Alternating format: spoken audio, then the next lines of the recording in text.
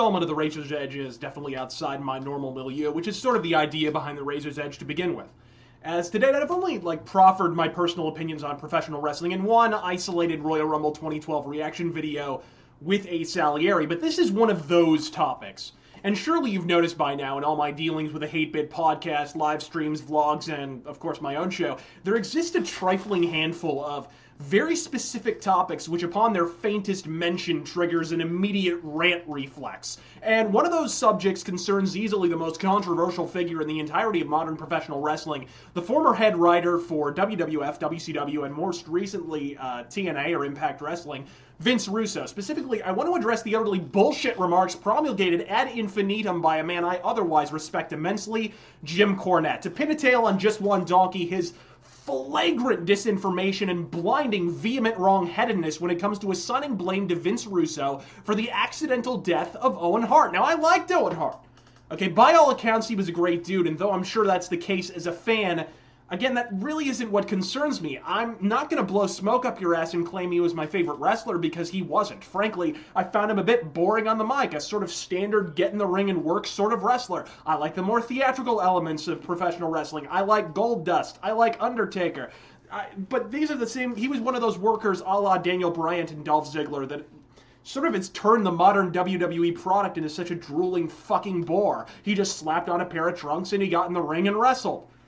I was, however, watching live on pay-per-view when he plummeted from the ceiling of the Kemper Arena to his untimely and tragic death at Over the Edge in 1999, but Owen's body wasn't even fucking cold before Jim Cornette, like the arthritic sack of bellicose bitterness that he is, was already proclaiming from the mountaintops that Vince Russo as good as pushed Owen off the scaffold 60 feet to the ring below while twirling his snidely whiplash mustache and presumably strapping on Maiden to the railroad tracks. Let's pause and take fucking stock here, you guano-brained fucktard. So, Vince Russo assigns Owen the Blue Blazer character. Okay, one night, the same company that lowers Sting from the rafters in WCW calls up WWF. I believe they ask if they can try the same trick with one of their wrestlers. Looking over the schedule, the only wrestler it makes sense to try it with is Owen Hart, seeing as he had a motherfucking superhero gimmick. He asks him to do it.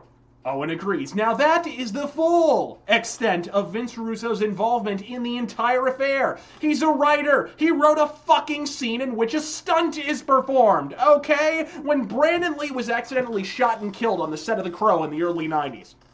Did they scour the fucking countryside to deal swift shotgun justice to the writer who decided they should have a shootout scene in a fucking action movie? Or did they take the prop master and stunt coordinator to task for failing to take the proper precautions? Nobody blames a writer for writing a stunt into a motherfucking action show, whether it's being filmed or performed in front of a live fucking audience. Shawn Michaels descended from the ceiling at WrestleMania 12 back when you were on the booking committee, Mr. Cornette. If that pulley had snapped and he'd plummeted to his death, would that mean yourself and Bruce Pritchard would be made culpable by association? Because presumably you put your stamp of approval on it. Yet with the internet aiding in the propagation of your shoot interviews, thanks to you shooting RF video, which, by the way, is like Thunderdome for drooling inbred speds, now you've got a veritable army of chiclet-brained homunculi ready to swear the interview was conducted by Jesus, filmed by God, and the discs were pressed between the pert cleavage of the Virgin Mary herself. They've completely swilled the acrimonious Kool-Aid that is, at the end of the day,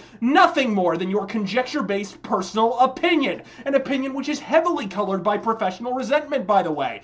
Vince Russo, it's no secret, was one of the single largest contributing factors in your dismissal from the creative team. And given the subsequent creative direction, more specifically, the fact that it clashes with your Havana in the late 50s ass backwards worldview, it must have burned a hole in your fucking stomach that it actually became successful. And you've had a scorpion in your sphincter ever since, Mr. Cornette. Fuck the legions of bleeding sheep incapable of thinking for themselves, particularly those who regularly comment on Vince Russo's shoot interviews hosted on YouTube. Oh, and a very special one-finger salute to the swollen hemorrhoidal assholes at the Wrestle section of the Spoonie Experiment forums. And more to the point, God knows you've said it enough times, it's about half past fucking time the tables were turned on your deep-fried southern ass. Fuck you in the voice box, Jim Cornette. I'm Razor Fist. God fucking speed.